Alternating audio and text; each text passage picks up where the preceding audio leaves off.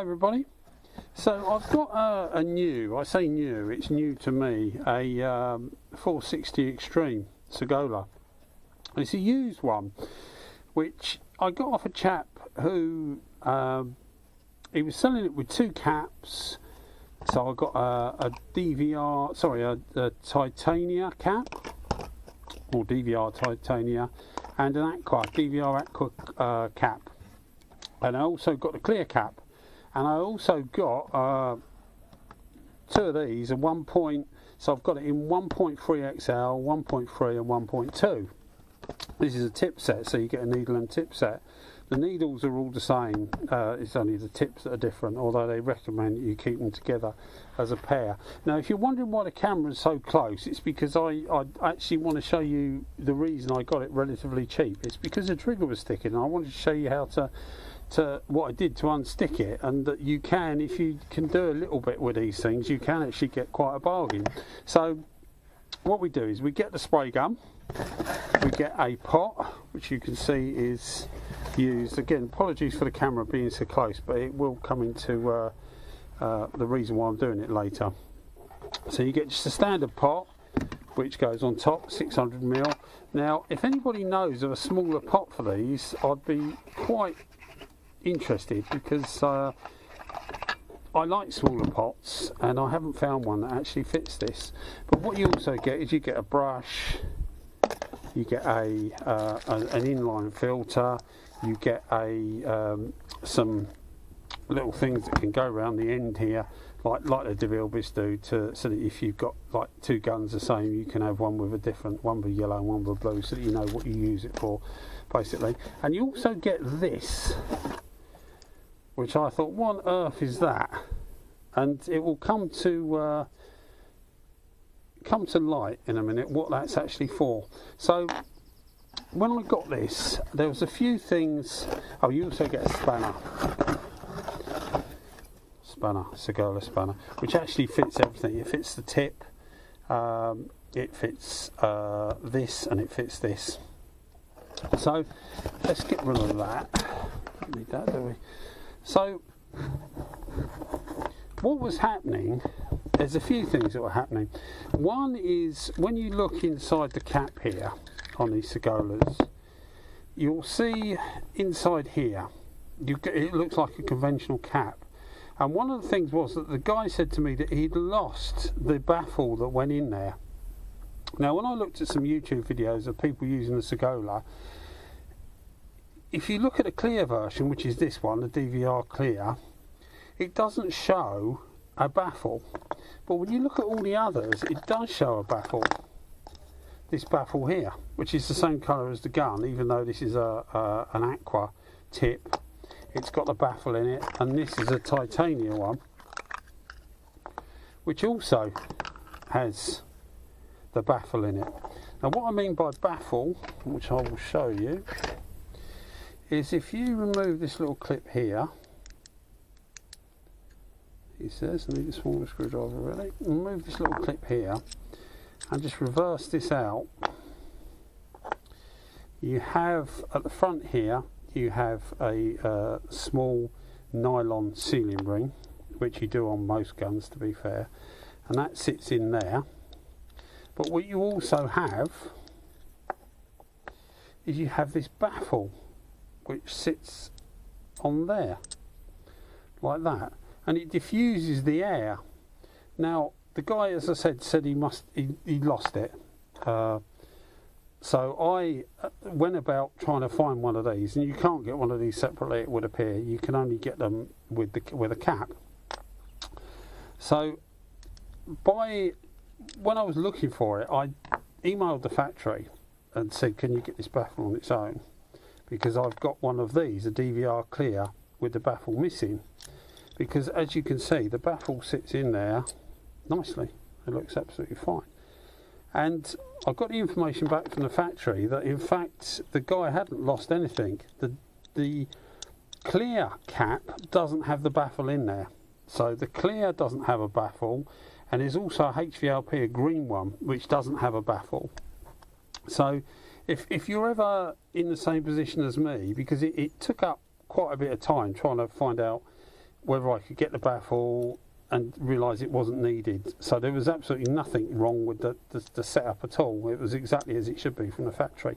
But I couldn't find anything on YouTube saying that, so I thought I would just do a video of the unboxing, although it's used, and I have used the gun, and they are really, really good. And I keep saying really a lot, but it's sort of just my way of appreciating the gun, I suppose. But they are very good. Yeah, I dropped a very in there. So that's the baffle situation sorted out, which I wanted to put just put on YouTube, because, as I say, if somebody had done that, I would have known. So the other thing with the gun, as you can see, it's perfect now. It was actually sticking. This was really sticky. So I set about. Let's just take the nozzle off, like we normally do on these unboxing things. I've got this brown piece of paper so that I can get an idea of what size the frame is on the camera, so that I can still keep you, although I left the needle in there, it was under no pressure, so I haven't done too bad. So here's the gun, and what was happening, as I say, this was sticking, and it was just some clear coat had got actually inside. There's like a brass tube which I've actually had out already, but I thought I'd run through it with you guys so that you can see what's needed to be done if it happens, and see the use for this as well. So what we do, it's a 9mm Allen key, so we'll loosen that off, take this out, and there's a spring in here, as you might expect, because that's what gives it the push backwards. There's also a small seal, I don't know if you can see it, there's a small black seal in there, which is no problem. Now this looks clean. The other thing that which I'll mention at the moment with Sagola that I've heard people moan about is this little piece here. Do you see this little ring here? And what it does effectively allows it to push on this part to let the air through, and it's effectively floating. It's loose, and it's held in just by this part of the trigger, just here, and it's effectively floating. So when you pull the needle out to clean the gun, what will happen is it can move or drop out. So what I found the best way to do it is just to, when you clean the gun, take this out, clean it, and then bring the gun up and put, obviously we wouldn't remove that normally, and just put that in there while you clean the rest of it, while you clean through with the tip. So you just keep it like that basically. So you just got it in limbo. I don't know whether you can see, but it's the tip. So you're cleaning the gun through. And with these digital guns, it's the same with the SATA. You don't really want the cleaning fluid, any thinners or reducer, as you say in the US, you don't want any going back through to the gun really, because it can ruin these gauges. It certainly does on the SATA, and I presume these are no better or worse, whichever way you want to say it. But anyway, that's the way to stop that coming out. It's not the end of the world. You literally just undo that, which we'll probably do anyway, just to show you. So let's remove that. Yeah, I think we'll remove that anyway. It's quite easy to remove. You just hold one end with your finger and literally unscrew that. You don't put any Loctite or anything on there, because you will have to remove it reasonably often. So just take that out, which is just screw on the other end and pull that out. And this is the bit I was on about, this floating bit effectively. It just floats in there. It hasn't been too much of a problem when I've washed the gun. It hasn't been too much of a problem, but a very, very good gun. I have got some spraying videos with it. I'm not going to incorporate them into this, because this was more like on the technical side I wanted to show people really. But you've got this part here, which is brass. Now this is nice and shiny, but it was actually quite dark, which brass often goes when it oxidises. But there was clear coat had somehow got in. I don't know which way it had got in, whether it had got in through this way, through that way, more than likely through that way. The gauge is fine, it's not affected that, but it was making the trigger really, really stiff. Sometimes with the trigger, like with the devilbuses, you can get a bit of clear coat caught in there and it gets it stiff, but that's quite easy to sort out. But it also made me realise what this tool was for, and what this tool is for is if you look in there, there's a white plastic shroud, and you literally push this in. So you push it in and hook it under, and there's your plastic shroud. And the other side is to put it back in. You see it's the right shape, so you just put it back in. So that's what that's for. And then inside here, 6mm Allen key, you've got another brass component which effectively holds the seal down. And it was just clear coat got between the two, and it was enough to make the trigger really stiff. And it effectively, when you were letting off with the trigger, it wasn't like fully returning quick enough. Now there's also a small rubber seal in there, if you can see it. Now you want to be really careful not to damage that. I'm sure you can get it as a spare part, but there it is. So there's the seal. It's got a little bit of Vaseline on it, which is what I used. And there's the seal. That's the front, that's the back. So that basically butts up to that. And that's all it was. So I cleaned that with a grinder. I've got, I say grinder, not with a grinding wheel, with a wire brush on a grinder. I've got you probably see it in the spraying videos at the back sometimes, a 6-inch wire brush on a bench grinder. And you just clean that, literally clean that up. I haven't cleaned this, I will clean this. And just clean the various components up, put it back together, and it was as right as rain. And I think this cost me £330. It was about a few weeks I got it. If you follow me on Instagram, which I've just set up an Instagram thing, you'd see a picture. So I'm not going mad. It's actually quite a bargain really with all these tips and that. And it's just for a small fault with it. So what I'm going to do is I'll put it together now, and then you can. I'll show you a couple of bits of how to put it together, just in case you get stuck. But we get some Vaseline down.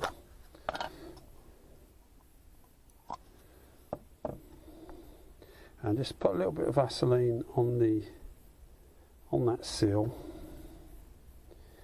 and on this. I won't bother cleaning this up because it doesn't really need it. And just a little bit on the thread there. And then put the seal on there.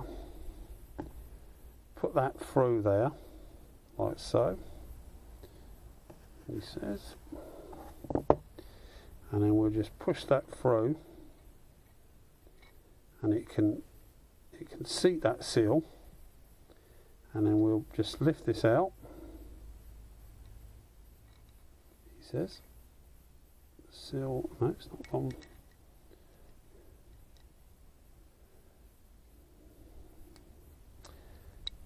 Try turning it. Well, the Vaseline's pulling the thing out.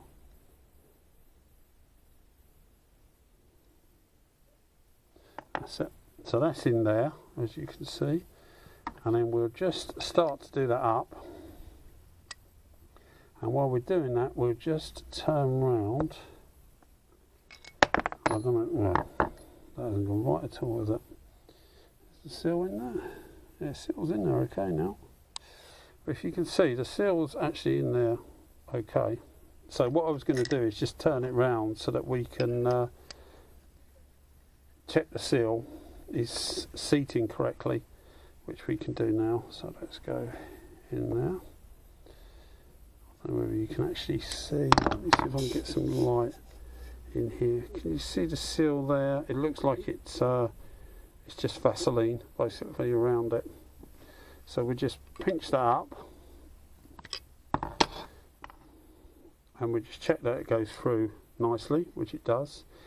And that's what was binding it. It was so dry and full of clear coat that it was just not working correctly at all.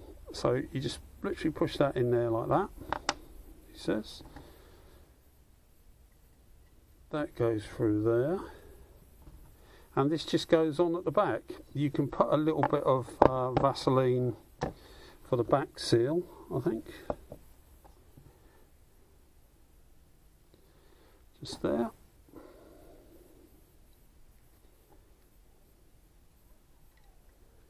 And we just put that in. Apologies if some of this is going off camera, but obviously I'm concentrating on trying to keep it on camera. Wrong one. And the reason I'm using such a big thing for something that is only 9mm is it's the only 9mm Allen key I've got. Most of them it tends to go 8 to 10 without the 9 being there. So we just tighten that up, and then that should be nice and movie there. So I'm going to put the rest of it together, otherwise the video gets really long, and we just make sure that the air is running through alright. Alright, I'll see you in a second. So guys, back again. It's all together now. I put the DVR clear cap on it. I can put these together later, no problem.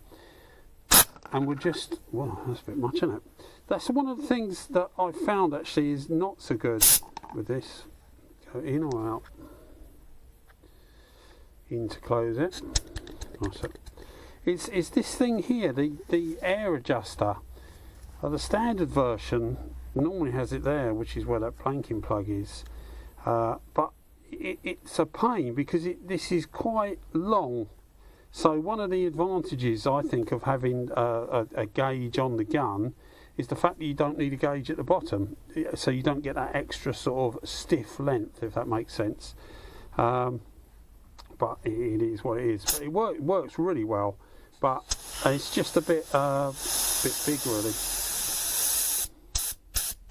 And there we are. So really nice smooth trigger now, and a bit of a bargain, I think, with all that.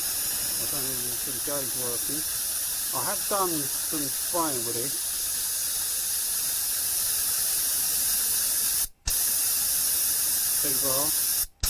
I have done some spraying with it, and as I say, they're very, very good. Very, very good gun. Very impressed. I can't remember what I picked it up against actually. I did a comparison video. I can't remember at the moment, but no doubt that will come out when they come out. This will come out before the comparison video, and that simply because I'll upload this more or less straight away, whereas the other ones I sort of dribble through so that I can mix other things in between, so it's not the same old. Alright then guys, thanks for watching as always. Cheers, bye bye.